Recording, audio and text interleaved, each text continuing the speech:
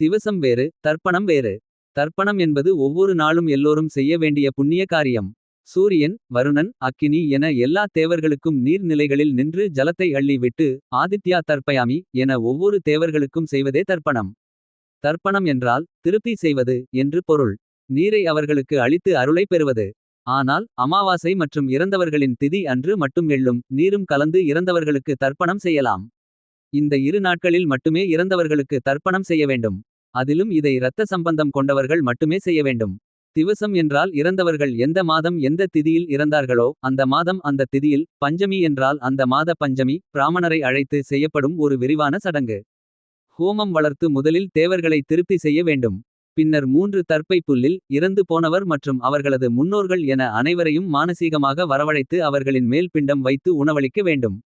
அந்த பிண்டத்தை பசுக்களுக்கு அளித்து பிராமணருக்கு அரிசி காய்கறிகள் தட்சிணை அளித்து ஆசி பெற வேண்டும்.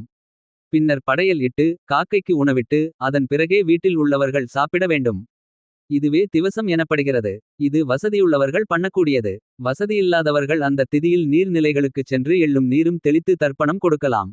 ஆனால் திவசமோ தர்ப்பணமோ திதியை பார்த்து மட்டுமே தர வேண்டும். இருக்கும் போது நட்சத்திரம் என்பார்கள். அதாவது உங்களின் பிறந்த நாளை நீங்கள் பிறந்த நட்சத்திரத்தை கொண்டே கொண்டாட வேண்டும். அதைப் போலவே இறந்தவர்களுக்கு அவர்கள் இறந்து போன திதிதான் முக்கியம்.